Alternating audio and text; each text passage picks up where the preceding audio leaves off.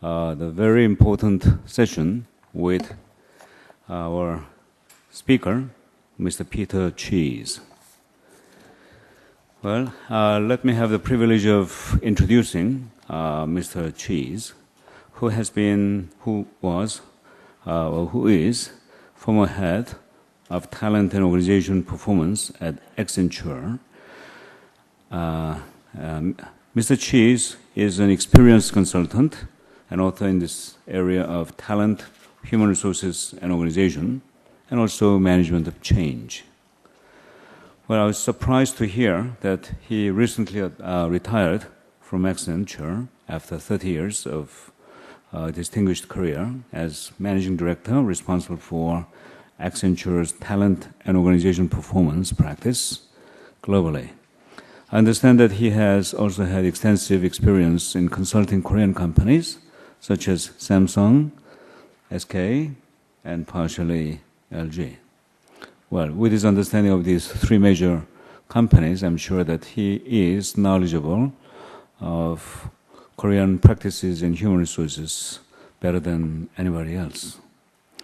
Last year in 2008, he was named as one of the top 25 consultants worldwide by Consulting Magazine. And he retains his link with the firm as a fellow of the Institute for High Performance, which is Accenture's global research organization. Well, if I continue, I may eat up his time, so I have the privilege of bringing Mr. Peter Cheese to the podium.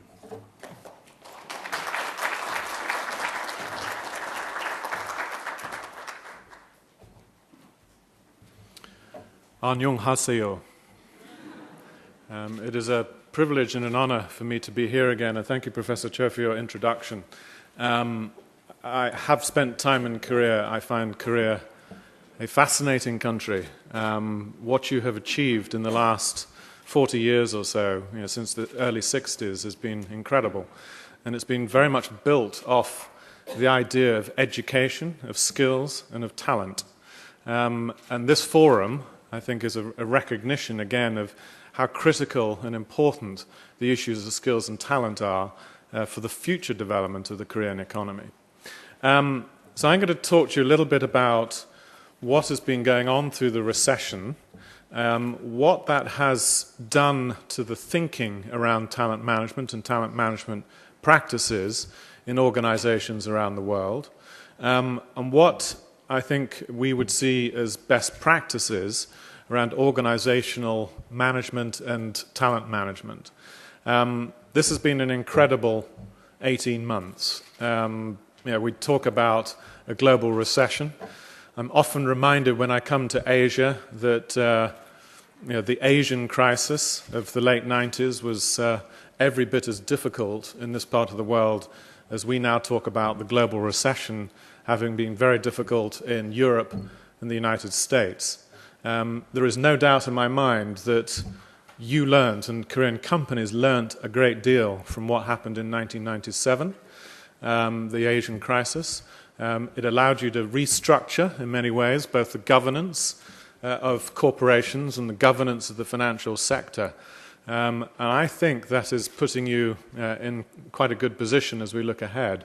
Certainly if I compare it to, say, my home country of the United Kingdom, where we are struggling a lot now with the issues of governance of financial services in particular. So, as I say, I think this has been a great time of learning, and it's a great time of opportunity. So, with that said, I think what organizations are finding very difficult are really what many people describe as the soft side of their business.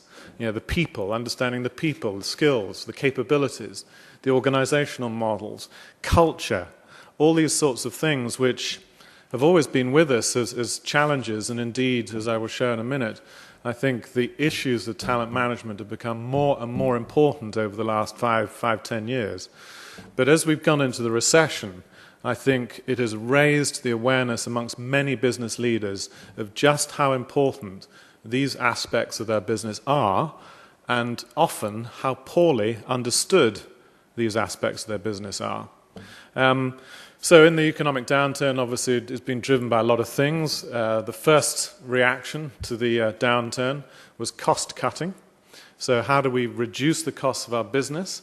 And to use a phrase which I heard a lot, an American phrase, how do we hunker down? You know, how do we just get our heads down, hope this all blows over us, and then we can get back to business as usual?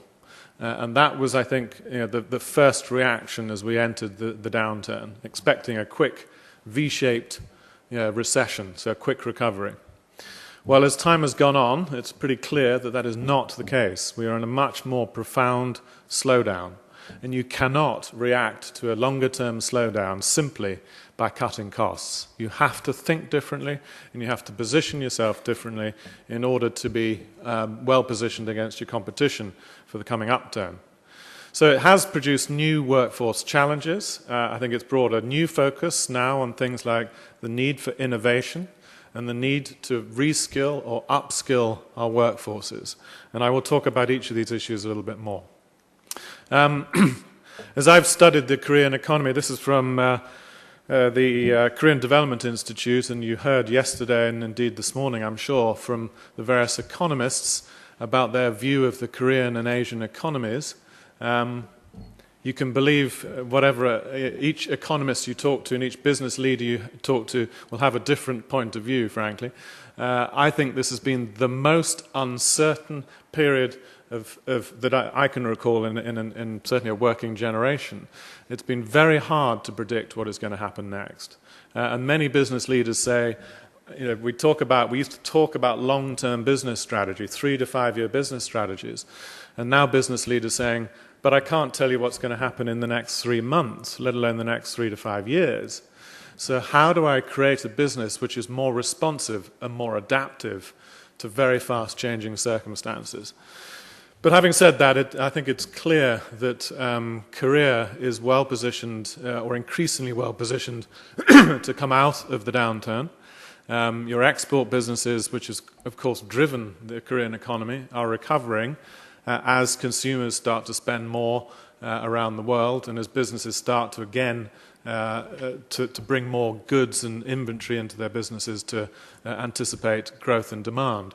So overall, I think we're in a position here, which is not true in every economy, where we must be looking to the upturn, and we must be looking at how we position companies for that upturn. Whatever happens in the next 6, 9, 12 months, the recovery from the global economic crisis will be uneven. It's not going to happen the same way in every country or every company or every industry. It's going to be very uneven. And being able to chart your way through that, I think, is a critical need both for countries but also particularly for businesses. And this need, as I say, to be very agile as they think about that. To come back to a point I made already, which is when you think about why has talent management become so important to businesses over the last 5 or 10 years? There have been a huge number of drivers of talent challenges. We've had globalization, which has made businesses everywhere, and all the businesses that I talk to look at countries and look at locations as to where to put their businesses on the basis of the availability of skills or talent in those locations. So companies not looking at geographic borders in quite the same way they were and just saying, if I need to access top IT talent, top engineering talent, what are the best places to do that? And so many examples of this. One of my favorite is from a Brazilian aerospace company called Embraer, who's become a very successful maker of mid-size commercial aircraft. Well, Brazil does not have enough aerospace engineers. It simply doesn't have enough of them. They have many skills in technology, but they are short of aerospace engineers.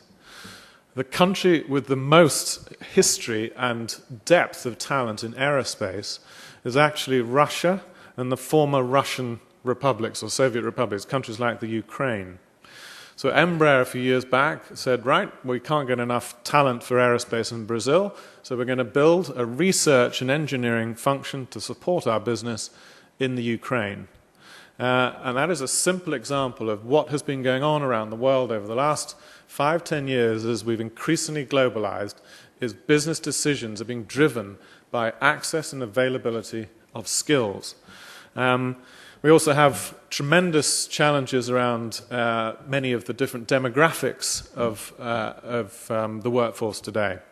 I probably spend as much time talking to top business leaders about the challenges of Generation Y, the young generation coming into the workforce, and the attitudes and expectations of that generation as anything. And the conversation usually starts, particularly in America and Europe, with the CEO. The conversation will start, what is the problem with Generation Y? What is the problem with young people? Why do they expect so much? And I always say to them, well, have you got children? Right? And how do your children react? And whose fault is it anyway if we think that the young people have unrealistic expectations? It is probably the fault of the parents and of my generation, which have been in the position of teaching and parenting this younger generation. But these are real challenges and issues. The generational differences, organizations where we've got middle-level managers having to manage 4 generations. One of the clients I've done a lot of work with is big retailers. And big retailers, it is very common to have a 30-year-old store manager managing 4 generations, ranging from ages of 16, 17, up to 80 or 90 years old. So very different cultural context, very different generational context that we're having to deal with. And of course, a globalization of the workforce that says, again, in so many businesses, I'm not just managing people like me, sat outside my office in desks where I can go talk to them. I'm typically managing a much more diverse group of people, and I'm often now managing them remotely. In my job in Accenture, it was a senior leadership job. I had not one single person that was reporting to me directly that lived in the same place that I worked, which was in London. All of my leadership team were around the world. The question is are we training our managers, are we training our people to deal with these sorts of demographic and workforce differences? And the answer is typically not. So, as I say, all these things have been going on, and concern about skills. As I said, organizations saying, if I can't get the skills here, I've got to go somewhere else to find the skills. Concerns about education not providing the skills to business that businesses need.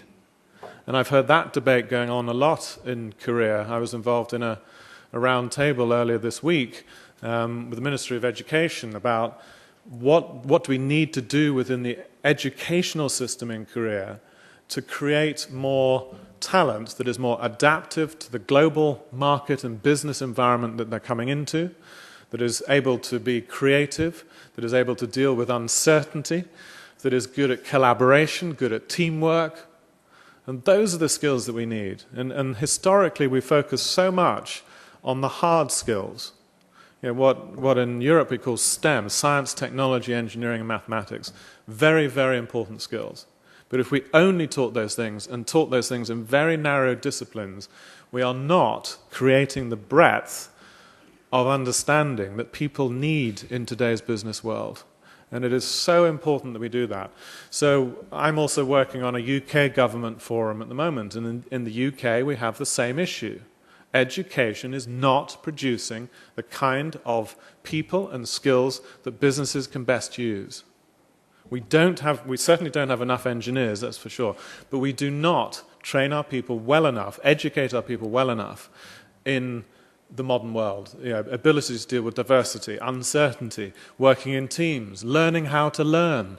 One of the most fundamental life skills, learning how to learn, because nothing is going to be the same. Right? I mean, the pace of change is increasing all the time, and if I had to name what are the top 10 jobs today, the type of job, top 10 types of job today, you can guarantee that in 15 years' time, it will be a different list. When I was at school, which was a long time ago, we have these career opportunity discussions. And we'd have a list of what jobs do you want to do. You could be an accountant, you could be a policeman, you could be a pilot, you could be very traditional jobs. Not nowhere on that list did it say consultant. Right? And I've spent a professional career being a consultant. Nowhere in that list did it say anything about IT. This was, I suppose, 35 years ago. Yet IT, information technology, has become a fundamental skill in business. So what that says to me is that we have got to create an educational system that encourages people to continue to learn, and it gives them the basic skills to work in very diverse environments, to collaborate, to team, to communicate, and all of the sorts of things that are fundamental skills in business and are usually described as the soft skills, And yet they, in my view, are the most important. So, all of these things have been going on, and then we hit the recession. So these are the issues that have been driving thinking around talent management for the last 5 or 10 years and made it a very, very critical business issue. And then we hit the recession. And as I've already characterized it, I think the first reaction for most businesses has been to squeeze down on costs, to reduce their budgets. And that is still true.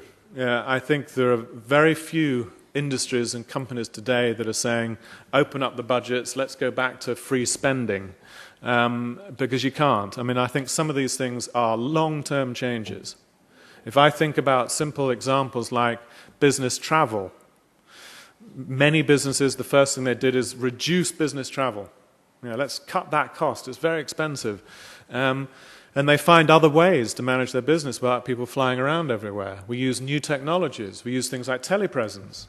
And I don't think we're going to go back to what we used to do before, of everybody jumping on planes everywhere. These, I think, are going to be more systemic changes that are coming as a result of the recession. But the reality is, I think, still in business is that budgets are constrained, spending is very tight. The focus is still too short-term. People looking very close in and saying, we've got to hit the quarterly results. What's happening next week? And not thinking now about but what's going to happen in the next year, 2 years. How do we position ourselves for an upturn? So this is a real challenge for business leadership. They've got to keep, to some degree, the short-term focus, because if they're a publicly quoted company, their shareholders and stakeholders expect them to deliver in very difficult economic circumstances. But we have got to figure out where and how to invest in order to position ourselves for the future. There are many businesses that have downsized, and often for the first time, which is an incredible cultural thing to have to go through. Companies like Google, companies like Microsoft, never had to downsize. They've never reduced their workforce, and they've been reducing their workforces. So many organizations that have never experienced the pain of downsizing. And running a business in a growth paradigm is very different from running a business which is contracting. And leadership often has not had that experience. It has simply not experienced these kind of issues. And there is a very high level of what I call disturbance in many workforces. If management has not been doing a good job in communicating and managing the effects of reducing workforce and constraining costs and all these other things, then we have a very disaffected workforce. There was some commentary yesterday about engagement. And engagement is a useful measure of the morale and the optimism, or otherwise, of the workforce. There are some indications that engagement has remained fairly high. I think you have to be very careful of engagement scores as a measure now, because people inside organizations may be voting on a basis of gratitude. I think Dave Ulrich yesterday put it as the attitude of gratitude. And there is some of that, but I think genuinely many organizations are going to struggle when things start to improve, because we will start to see workforce mobility.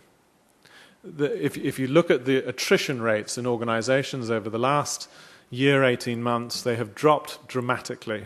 People are not moving. People do not move in difficult labor markets. Why would I leave a company if I think the job is secure to go into a labour market where nobody is hiring? And one of the first reactions that I heard to the recession from many business leaders was this so-called war for talent was over. They said, oh, the war for talent is over. And I said, what do you mean by that? They said, well, we're not having to recruit anymore and nobody's leaving. So that must mean the war for talent is over.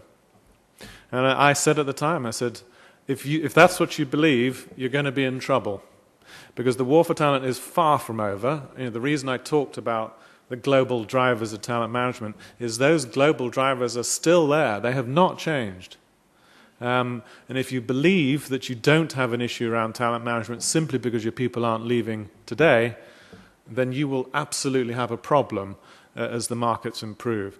So I think we fully expect a lot of mobility in the workforce, a lot of people to move on from their jobs. People have been staying, they're not happy where they are, and then there's going to be a lot of opportunity and they say, right, I'm going. And guess who the first people are that go? It is always your highest performers.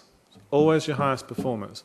And we saw this actually from previous recessions. If you go back to the early 90s, late 80s, particularly in the Western world, a lot of people talk about workforce mobility having been accelerated because of that recession. And I think we will see exactly the same thing again. A lot of loss of momentum. I've already talked about loss of engagement, loss of passion. I mean, loss of momentum also applies if, for example, if you've reduced your training, if you stop recruiting young people into your organization. I mean, the graduate, and I know in Korea it is true, that one of the biggest segments of unemployment is young people. The same thing is true in Europe and the United States, because companies have said, you know what, we're going to have to cut back on recruiting young people. Now that creates a bubble. I mean, it creates a problem. You lose momentum when you do that. So there are many, many examples of the challenges that we are creating for ourselves as businesses because of the way in which we've reacted to the circumstances in which we're in. Were the cuts in the workforce the right cuts that we made? I mean, because so many businesses do not understand their workforce well enough, they take the easy cuts. Last in, first out is a favorite, right? Oh, you've only been here a year, 2 years, sorry, you've got to go. I've got to look after the people that have been with me for the last 10, 20 years. So last in, first out, the lower skilled people in the organization. And yes, where we can identify them, the lower performers were the first people to go out. But the reality is, in my experience, that as the recession has moved on, and we continue to need to right-size our workforce, it has got harder and harder for companies to truly identify who can they afford to lose and who must they keep. Because the understanding of our workforces, their demographics, their skills, is not good enough.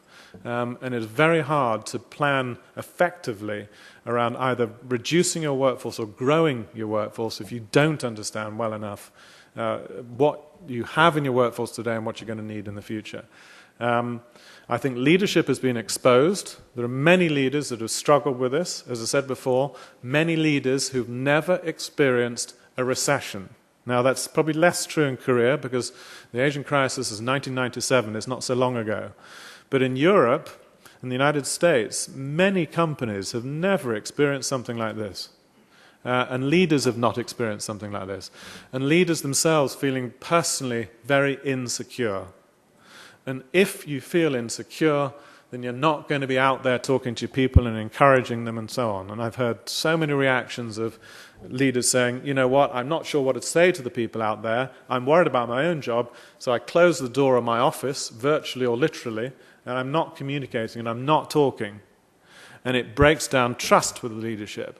If I could look at one single element of engagement which has been most impacted by the recession and how organizations have responded to it, I think it is trust. It's the internal trust that people have in their leadership and their organization, that they're going to be looked after or that their leaders understand them and understand what they need.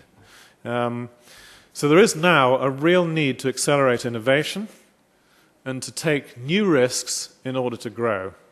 And we've become, in many businesses, very, very conservative and very risk-averse because of what's going on around us, because of all of the uncertainty that we're working with.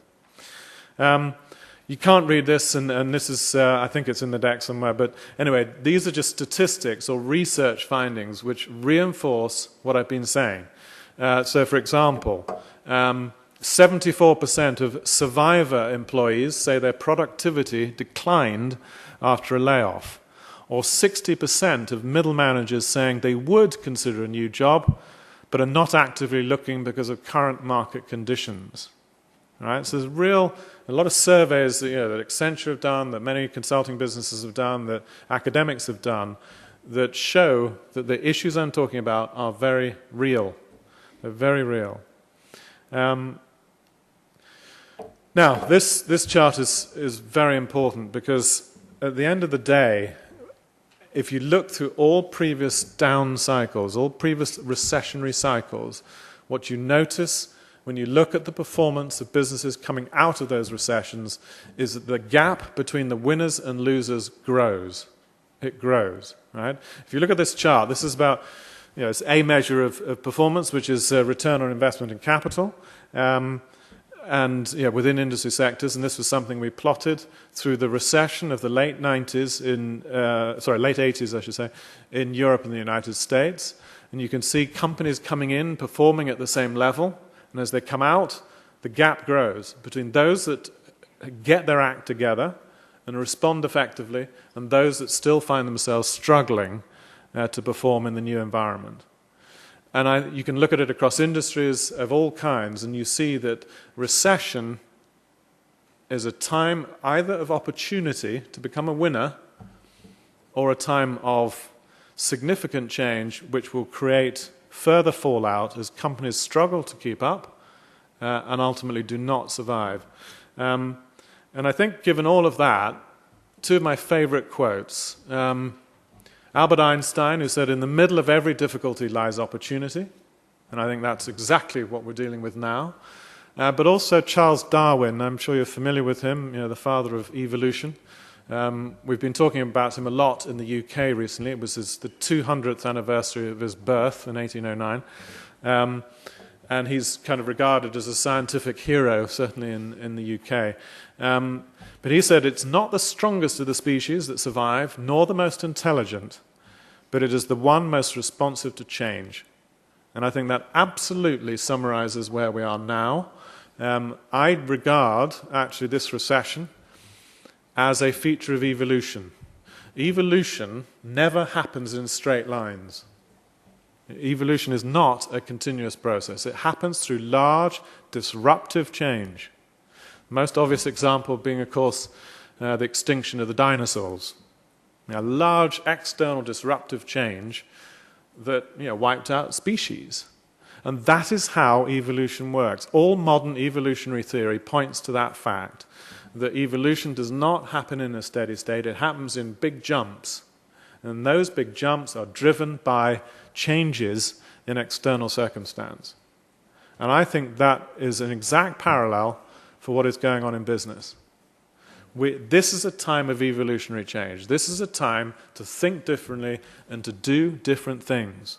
Just doing the same stuff, particularly as it applies to workforces and organization, is not good enough. And as I said, if you just take a simple example like strategy, most business schools, the Western business schools, teach strategy. Most learning development programs for top executives are about strategy. And strategy people will talk about in any length of time from 3, 5, 10 years. And they'll spend a lot of time on that strategy. Now, it's not to say that you shouldn't have strategy, but if you ask business leaders what is most critical today, they will say it is execution. It's execution. I've got to be able to change. I can develop a strategy, but if I can't execute, then I'm nowhere. And execution is largely about the management of change. It's largely about bringing people with you, about reskilling your workforce, reorganizing, implementing new ways of working. And that is about change. It's about managing change. So, as I say, I think there's a very strong parallel with the theories of evolution that we have known for a very long time. And that's why I believe this is such a great time of opportunity and a great time for learning. It's a bit of a busy slide, but let me just take you through what I think are some of the key things in terms now of what we need to be thinking about and what I certainly see, what I would regard as leading businesses thinking about. I think one of the interesting things is I've heard a lot of language about back to basics. Back to basics.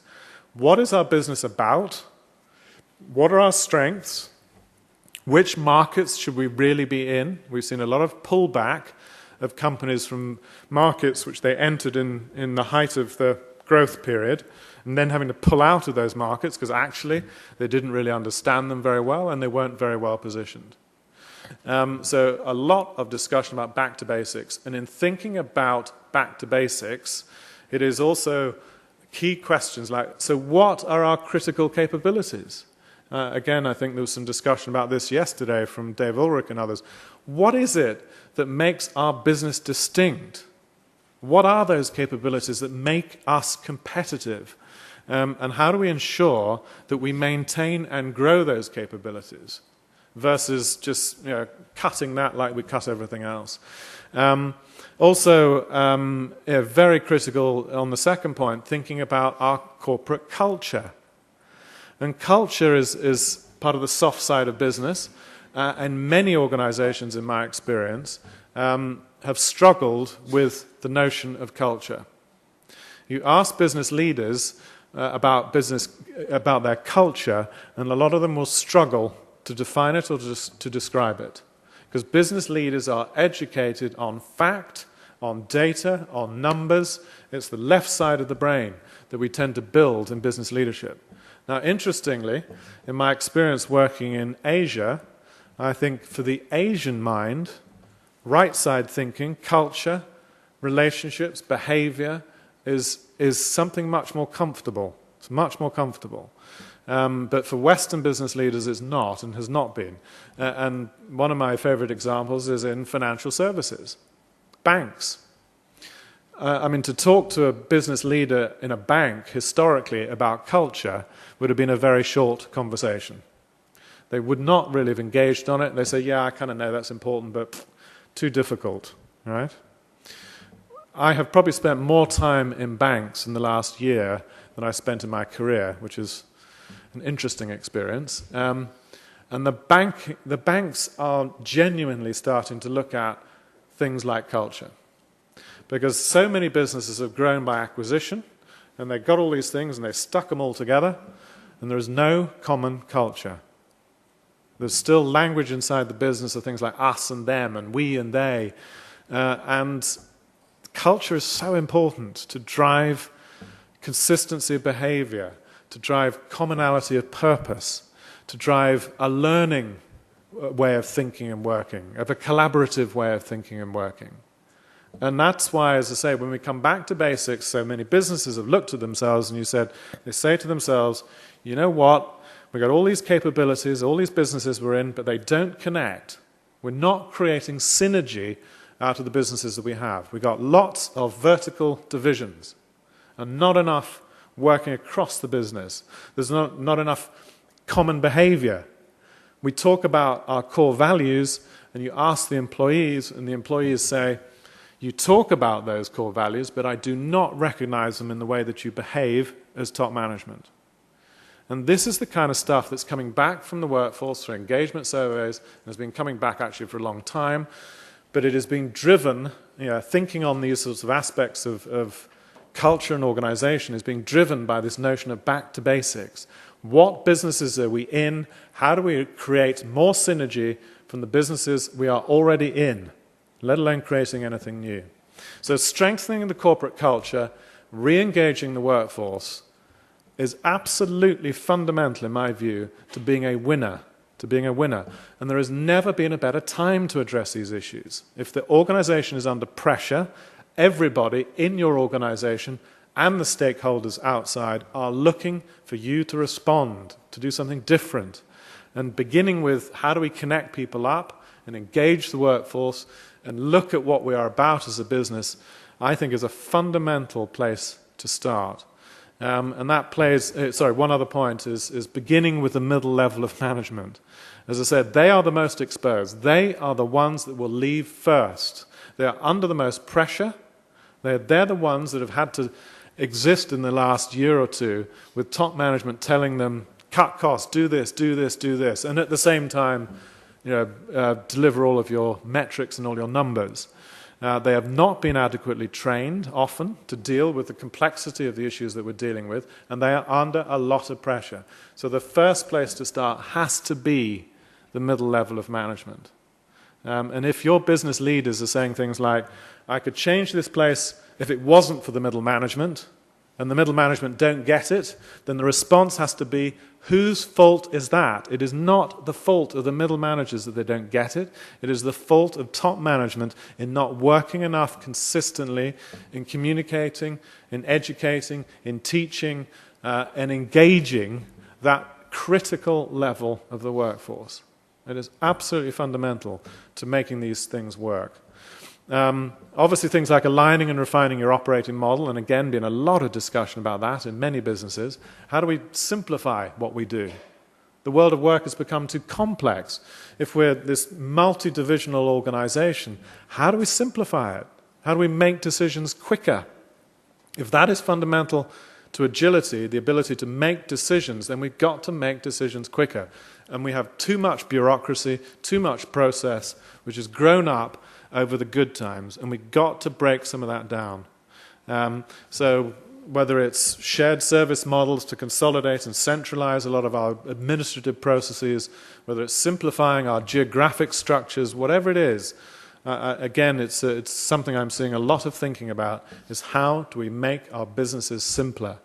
And reinforcing the processes that improve understanding of our workforces. As I said, it is incredible to me still how little we typically understand of our workforces. And I say it so often to business leaders that in many, many companies we understand our customers better than we understand our employees. We have marketing departments who do all this great analysis of our customers. So if you're a retailer or a consumer products company, you can guarantee they'll be able to tell you that women of this age who live in this locality buy these products on this day of the week. And then you say, that's fantastic. Now, can you tell me anything about your workforce? Can you tell me about their emotional makeup, their aspirations, their demographics, their skills, their capabilities? And the answer from HR usually is no. It is still true to say that in many businesses we struggle even to say how many employees we've got or what we invest in them. And it is a fundamental basis of successful talent management is we have better data and better understanding of our workforces. And now is the time to do it, because we can't grow if we don't know what we've got to start with, and we can't use the opportunity, as it says a bit further on, to refresh what we've got, to recruit new people into our business if we don't know what we've got and what we're going to need in the future. And so it's absolutely fundamental, that understanding of workforce. So related to that point clearly is these last two or three points, which is building a more strategic view of our talent. What have we got today? What are we going to need in the future? And not just focused on things like content skills, but what are the kinds of people we need in our business? Attitudinally, emotionally. Are we looking for people that have got to be very good at collaborating, at managing change? If we're a business that is expecting to make a lot of change in the next 2 or 3 years, we need people that can do that. And it's not just about pure content skills. So we've got to think more broadly about the kind of talent that we need for the future. And we've got to be more strategic in our thinking of that. And obviously, and I think you've heard quite a lot of this here, and I'm a very strong believer of this as well, is that we've got to accelerate new ways of working and new ways of learning using technology. And again, in my experience, we've seen an acceleration of the use of these tools. If I'm a business that has said, you can't travel anymore, it's too expensive, then I have to be using collaboration tools. I have to be using things like telepresence and these new techniques for communicating and connecting virtually. And these capabilities are absolutely, again, I think, critical, and will call out the leaders versus the losers, is to those organizations that use this stuff effectively, to learn better, to share knowledge better, to collaborate better, all the sorts of things that we know that technology can do, and move learning beyond the old paradigm of teaching in the classroom to teaching and learning and sharing knowledge at the point of need. So very exciting opportunities in the world of learning. So to bring some of those thoughts together, are our talent management practices good enough? I mean, this chart, this cartoon, describes what goes on in so many businesses. Welcome to our company, orientation begins here, and how do I navigate my way through the business? It is incredible to me when you ask many businesses about how good are they at retaining experienced people that they hire. And almost every business today is no longer just a business that hires young people and grows them through the organization and they stay there forever. Increasingly, every business is a business that hires, sure, it hires young people, but people move out of the organization much more. We have many more lateral hires. And I would use Accenture as an example of that. In years gone by, 90% of the people that we hired were graduates, straight out of college, and we trained them and all the things that we did with them. Today, less than 50% are graduates, and the rest are experienced people. They're coming in as lateral hires. And yet, we've had to work on this, and you ask the question of businesses, how good are they at retaining experienced hires? And the answer is often quite shocking. An average of 2 years is not uncommon in my experience. So keeping hold of experienced hires.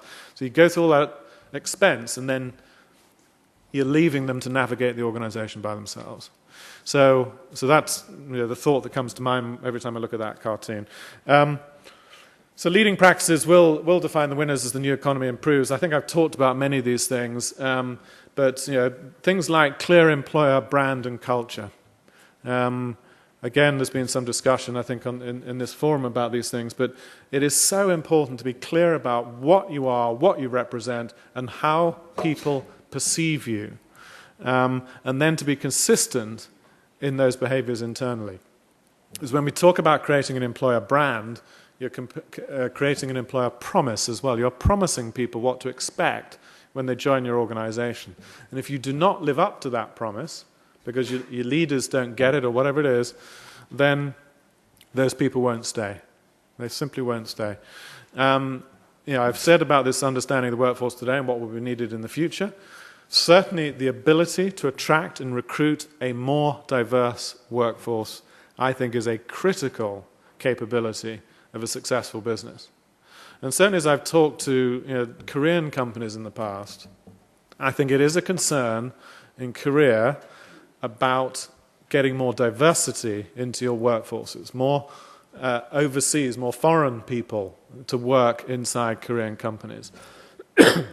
Obviously, Korea is a very ethnically homogeneous country. It's very different from, say, the United States and countries like that.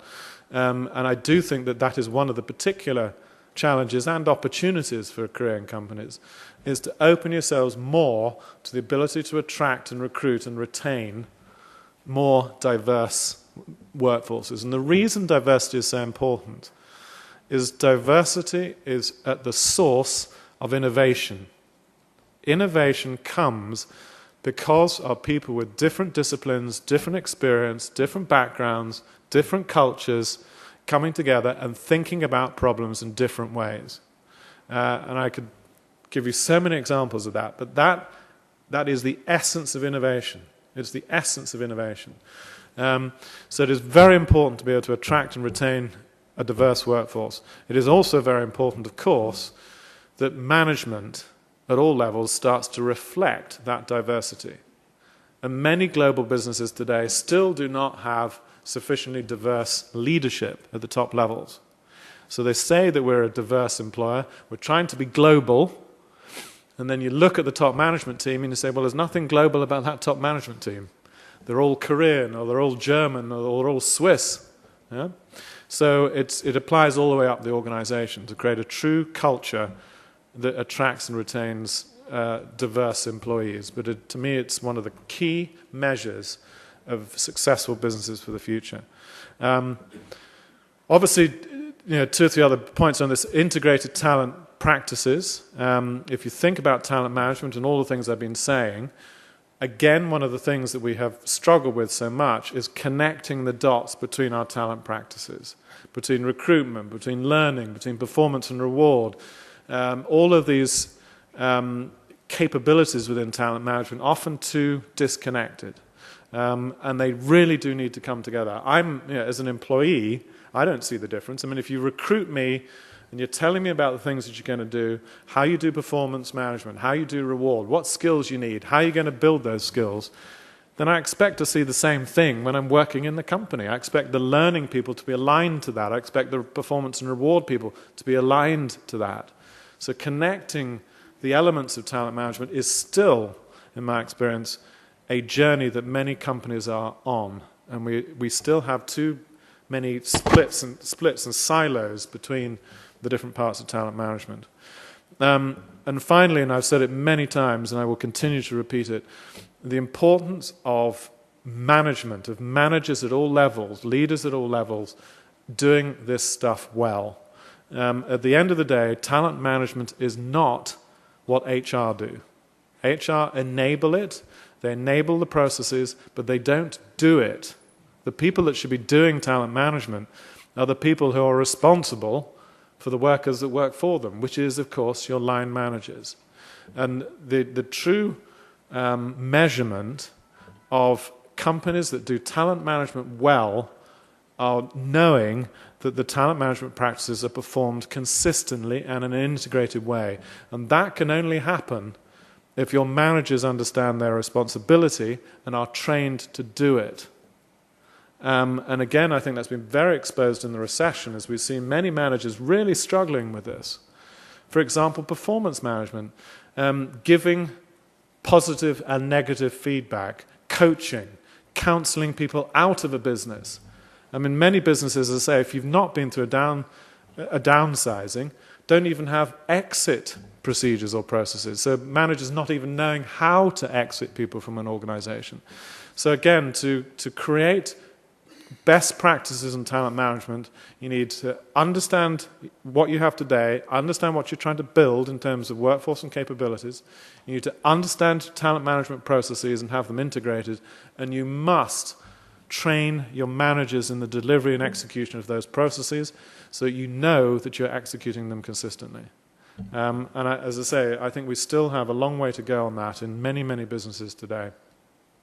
So trying to pull that together, all those years as a consultant, you would expect me to have at least one model or one chart. So this is it. Quite a simple model. I mean, first of all, it begins on the left with the notion of business strategy. And it says that in developing, whatever you want to call it, a human capital strategy, a talent strategy, workforce planning, all these sorts of things, it must be connected to the business strategy. It can only be driven by that. And interestingly, what I find is that the business strategy itself can be impacted by thinking about talent. So, for example, if the business strategy says, I'm going to grow very fast in India, and I need lots of IT people to do that, well, good luck. Finding IT skills in India today is extremely difficult. So maybe we've got to think about other options as to how we grow a business in some of these regions of the world where we have critical talent shortfalls. So you start with that strategic view, you define what your talent needs are based on understanding of your workforce today, understanding of your critical capabilities and what you're going to need in the future. You look to be able to source, so this is the discover part of it, source more diverse talent and recognize that talent does not necessarily equal employee. There are many ways of accessing talent today that don't necessarily require you to employ people. And I think, again, we're going to see an acceleration of that, given how tough it is and how costly it is in many countries in the world to employ and then to let go people. So there are many ways of obviously attracting talent, and that's in the discover phase. Developing the people in the right way, the right training programs, deploying them effectively in the deploy phase so they grow and they learn through the organization, and you retain them because they understand the opportunities that they've got. But I would also say on top of all of that, so that's good practice around talent management. increasingly we have to think, and back to my point about diversity, about how do we tailor talent management practices to different segments of the workforce. This idea that it's not just one size fits all. People have different needs, they have different aspirations. And some examples at the bottom, flexible working practices, which again have been accelerated through the recession. That I don't have to work in the office. I can work from home, I can work from the beach, I can work from many different places. Give me that opportunity to do that. The style in which I work, do I have to be there 5 days a week? Not necessarily. If I'm completing the task, maybe I'm completing it over the weekend. Traditional views of what work entails have got to change. It's not just turning up at 8 o'clock in the morning and going home at 5 o'clock in the evening anymore. And again, these flexible working practices have been accelerated by the necessity of the recession to reduce the cost of working. Creative reward programs. People look for compensation and reward in many different ways. And it's not just financial reward that people are looking for. Give me the opportunity to learn. Maybe I'll even sacrifice some of my compensation if you could just give me the best possible opportunities to learn. Reward me in lots of non-financial ways. Create more flexible benefit programs. And again, I don't think this has been accelerated through the recession. If we can't afford to pay people at the rate that we were paying them before, we've got to substitute it with other ideas. We've got to be more creative in the way in which we reward employees. And indeed, we've got to understand different career models. The old model of I work 9 to 5, 5 days a week, and I work 52 weeks of the year, and I work for 30 years. Not anymore. Not anymore. Career breaks, sabbaticals, job sharing, phased retirements. I mean, people have talked about the challenge of the aging generation of baby boomers retiring. Well, the reality is many baby boomers actually don't want to retire. They're happy to keep working, but maybe at a different pace. So you phase retirement in different ways. So all these ideas about creating more flexible ways of working, more flexible employee value propositions are a response to the increasing diversity of our workforce, but have been accelerated through necessity because of the recession. We are having to think more creatively about these things. And that, of course, creates a lot of additional challenges for talent management. Because to do this stuff and for managers to understand all this stuff, says you've got to work even harder at good talent management practices and training your managers to understand all of this. Final slide is just, again, you can't read all the detail, but it's just emphasizing the point that through our research, certainly at Accenture, when we've looked at good talent practices, developing a strategic view of talent, building human capital strategies, all this stuff around engagement and so on, that there is a very clear link to performance, to business performance. This is real hard money we're talking about here when you do this well. And the chart just simply shows different categories of these areas that I've discussed. The top blue, grey line, whatever it is, says these are the companies that do this well and indicates a much higher level of performance from the companies that do not. So this is real stuff, and this is back to the point I made at the beginning, that although a lot of these issues around talent and engagement and culture historically have been seen as the soft side of the business, I think, and I think many people believe today, that these are the things that will be critical to creating winning and sustainable businesses in the future. But the challenge is that the soft stuff, so-called, is typically the hard stuff. It is hard to do. It's hard to change corporate cultures. It has been proved challenging throughout history and business to truly understand all the investments in people that we make and the outcomes that we have from that. But we have to start to improve on this stuff. And as I say, I have no doubt that these are the factors which will drive companies' future economic success and indeed countries' economic success. And that's how important they are. So, thank you very much. Kamsahamnida. I wrote a lot of this stuff actually in a book 2 years ago called The Talent Powered Organization. It was interesting. The first chapter of that book, I talked about globalization and about the huge growth of economies around the world.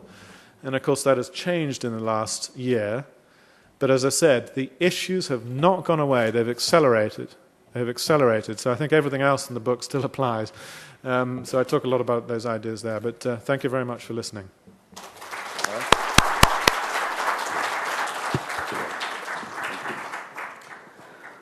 Well, thank you, Mr. Peter Cheese. Well, he made a lot of interesting and informative and also insightful presentations, and among them, in particular, I'm fascinated to hear that we should understand human resources or people in the company in the same way we understand customers in the market, which is very simple, but which is true. And also another aspect that that reminds me of what I used to know is, in business, always strategy and structure are competing against each other for the hegemonical role. One party argues strategy is more important than structure, while the other party that structure should be the kind of the stage where strategy should be set. But he seems to be arguing that although strategy and structure are important, there should be one thing that precedes these two, that is human resources. Right? Agreed? I think I would agree. Yes, it's very hard to just separate all of them, but I think we need much more focus on human resources than we've had in comparison with strategy and structure. Yes. I believe that there are a lot of questions, but while you're preparing for the questions, let me ask just a couple of questions, and then I will turn the opportunity to all of you in the room.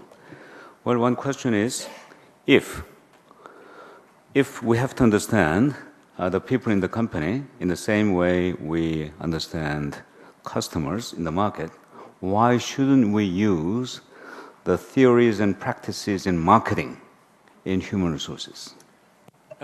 We absolutely should. And that's what I say to HR people all the time. I think HR has often grown up as a very narrow discipline. And I'll give you another example of that. SHRM, the Society of Human Resource Management in the United States, did a survey, I think about 6-7 years ago, asking HR professionals what skills they had. And one of the questions they asked them is how much training they had in finance. And the answer was less than 5% of HR people had any training in finance. So finance is the language of business. It is absolutely critical people understand finance. But to answer your question directly, I think the thing that has emerged in recent years is that what we need to bring into HR is marketing skills. Because marketing skills, as you said, it's about using what marketers understand as to how to analyze behaviors and attitudes of customers to understand that for your own workforce. So it's that analytical capability. But it is also marketing skills and things like communications and getting messages across and building brands. I mean, a lot of the best thinking, frankly, on employee branding has come from marketeers. I mean, they know how to do this stuff. So absolutely, bringing marketing disciplines and capabilities and experience into HR is fundamental. You said that we have to bring in analytical capability as well as communicational capabilities from marketing. I'd like to add one more. That is attitudinal capability. Yes. In marketing, customers are the kings and queens. Yes. I've never heard of anybody in human resources who mentioned the constituents. Workers are the kings and queens. Yeah, no, what do you think? I think it's a very good point.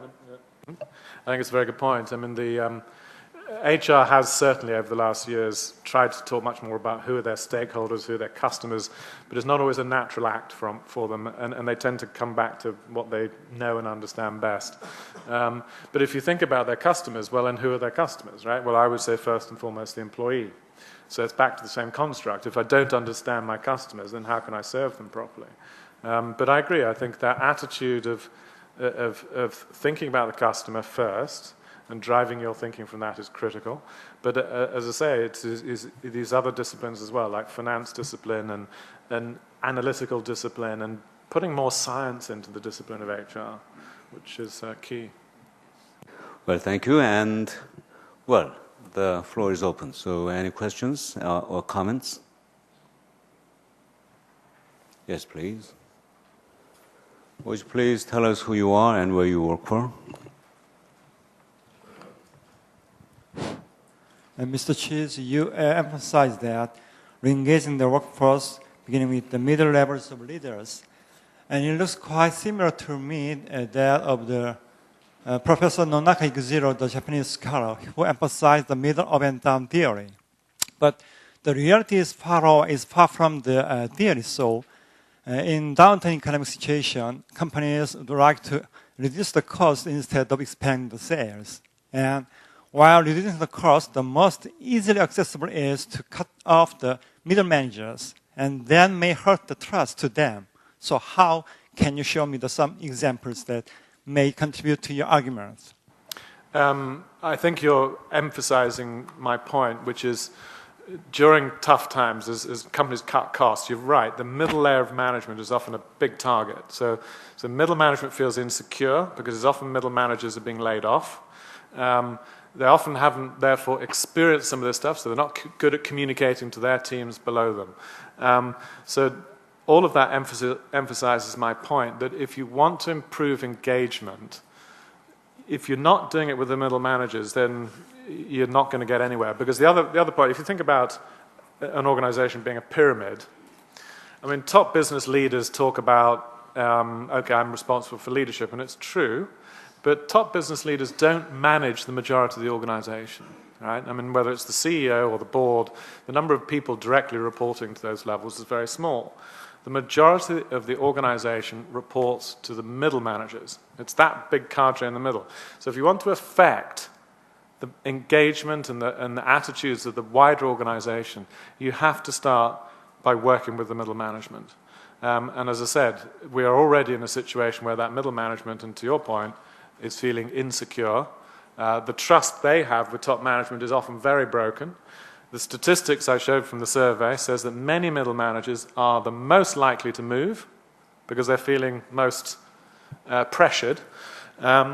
So I think it all says that you've got to start with them. So how do you do that? Well, it's the basic principles of engagement, which is about talking, communication, involving and engaging middle managers in the discussions about how do we react to the current environment.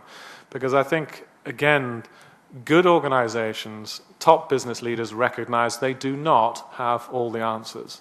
Nobody does, right? I remember saying early on in the recession to CEOs, I said, okay, so if you think you're going to work your way out of this recession, tell me what's going to happen in the next 3 months. And they don't know, nobody knows. So the first way to engage and to build trust with middle managers is to involve them and make them not feel like a victim, but to feel like part of the solution.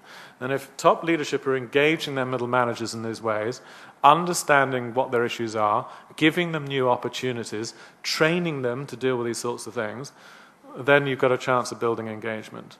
But that is not what has been happening in too many organizations. And you get that disconnect, you get the breakdown in trust that you referred to, and then you're in real problems, because it works its way through the organization.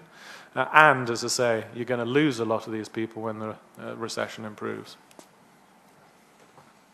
Well, thank you very much.